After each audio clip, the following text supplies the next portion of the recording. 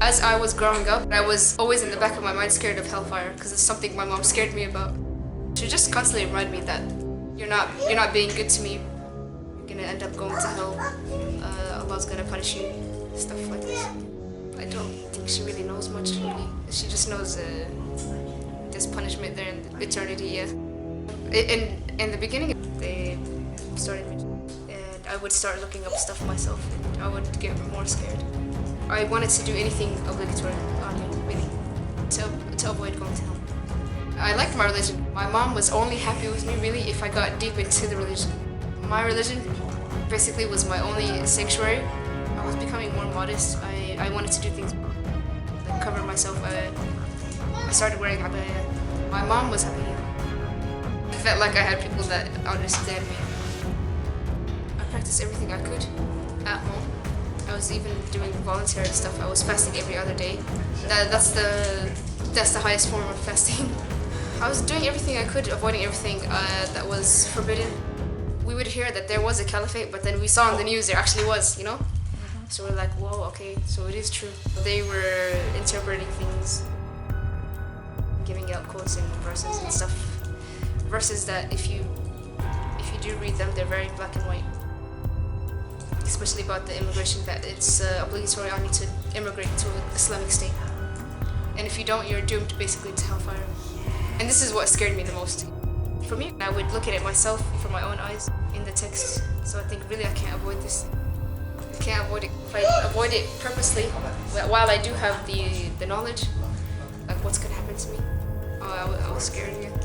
And I do remember actually asking people with more knowledge than me, is it allowed for me to go as a woman alone? Because in our religion, we're not allowed to travel alone. And they would say yes. And I would ask them, is it obligatory on me? And they would say yes as well. So that's what scared me.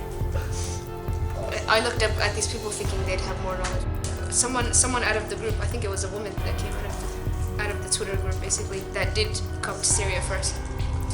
And she said, I think she said that women are allowed to come. And women have to come. When I heard that, I thought I didn't have a choice.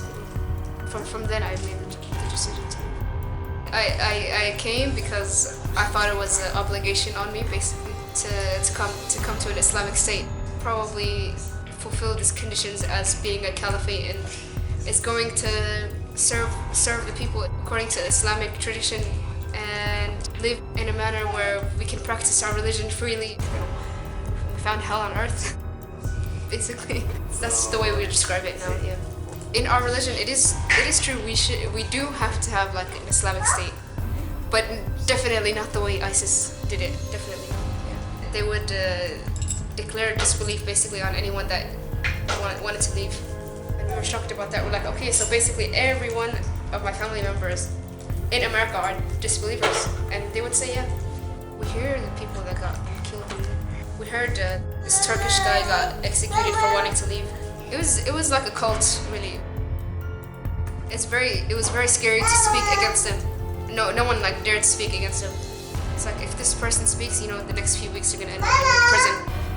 Either disappear, get killed, not come out in a few years, maybe. Felt like a dictatorship, really. I remember even getting in trouble just for sitting in the street, just crossing my legs like this. One guy just came to me and said, uncross your legs. I was like, why? He's like, you're not allowed to cross your legs. Yeah, and you can't say anything back. He's like, police, shut up. You don't want to say anything back because it's like, okay, I'm gonna end up in jail, or so you just slowly like put your leg back.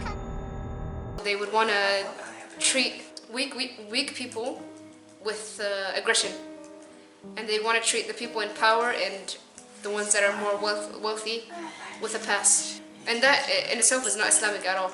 You treat everyone the same. They invite people to do suicidal attacks and stuff.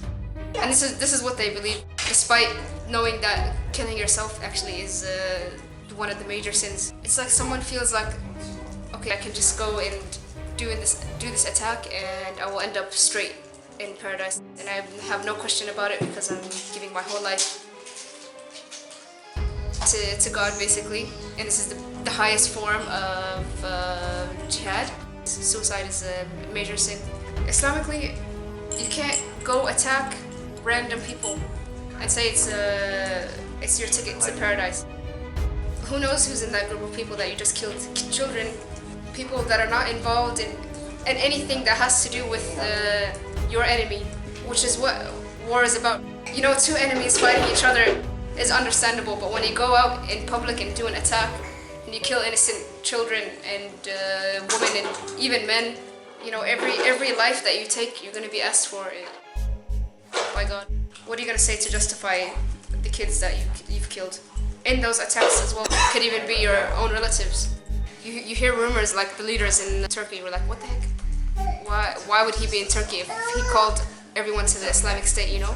What kind of ruler is ruling his people outside of his country? And then we'd hear rumors that he's not there. We'd hear rumors he was sick, basically that he was not in power at all.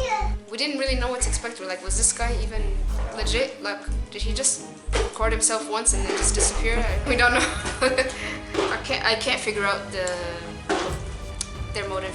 What was the point of all this? I don't know. I don't understand them calling basically the whole world to come and migrate and sacrifice everything for what seemed like a peaceful Islamic state, which was not.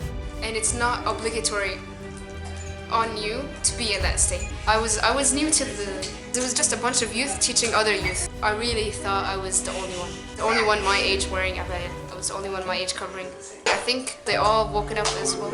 At different times, some people have left long ago, some people left at the end. Some people couldn't leave till the end, actually.